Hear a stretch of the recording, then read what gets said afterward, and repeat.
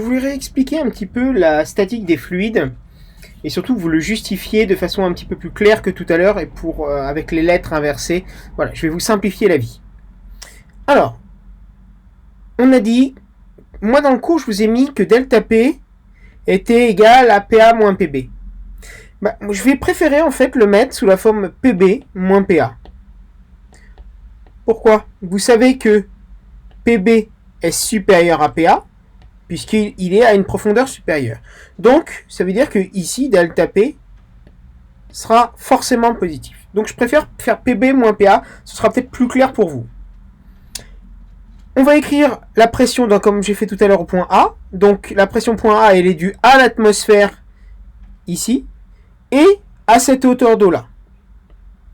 Donc, la pression point A, c'est donc la pression atmosphérique, plus la pression due au fluide. C'est donc ρ G ZA. Je vais vous rejustifier après pourquoi c'est ρ G ZA la pression due au fluide. Au point B, on aura la pression atmosphérique plus ρ G ZB. Et je vais vous justifier pourquoi ρ G Z. Alors, ρ G Z, hop.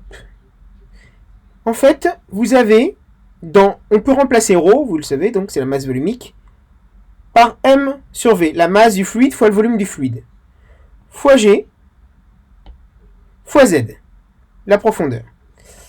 Donc la hauteur de la colonne d'eau. Ok, en un point précis. Je vais isoler ça, je peux dire que c'est mg multiplié par z sur v. mg c'est quoi? M fois G. C'est donc le poids P, la force, de la colonne d'eau qui s'exerce sur votre tête. Et Z sur V, Z c'est en mètres, et V en mètres cubes.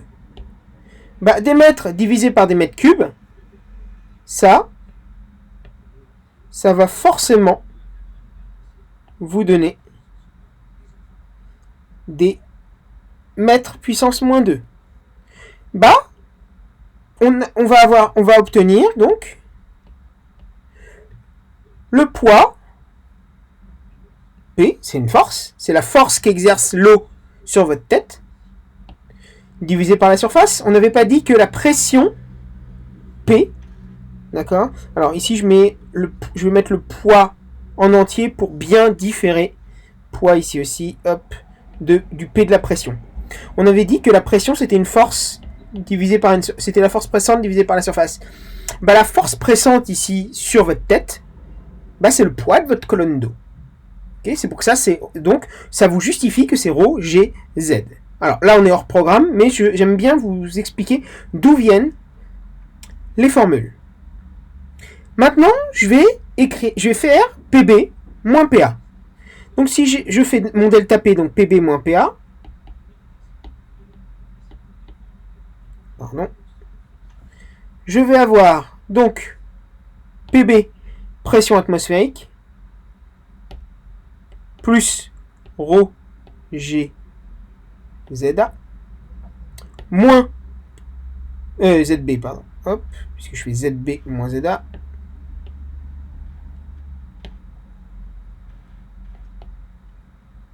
moins pression atmosphérique, moins ρ G Z A.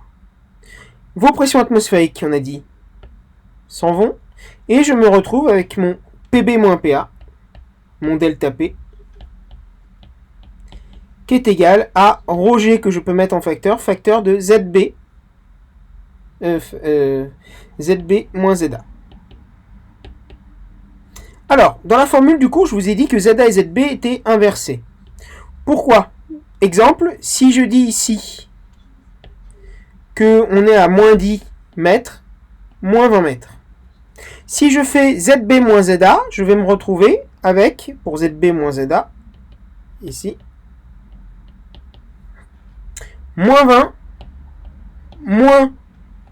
moins 10, et je vais me retrouver avec une hauteur de moins 10 mètres. Alors, il y a effectivement quelque chose de moins 10 mètres. Mais vous voyez que comme PB est supérieur à PA, on a dit que ça, c'était forcément positif. Ça veut dire que je suis obligé d'inverser ZA et ZB. Donc, je vais avoir la loi de la statique des fluides, ici, je vais l'écrire là, qui est PB moins PA qui est positif. D'accord?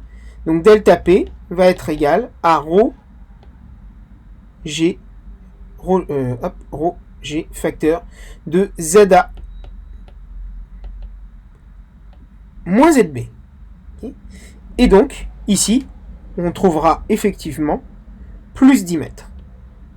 Globalement, comme votre delta P doit être positif, eh bien, vous devez prendre, en fait, c'est la différence d'altitude, de profondeur entre les deux. Donc, c'est une distance, c'est la hauteur de la colonne d'eau. Si pour vous, c'est plus simple de se dire que ça doit être forcément positif, bah, c'est simplement la différence des profondeurs entre les deux.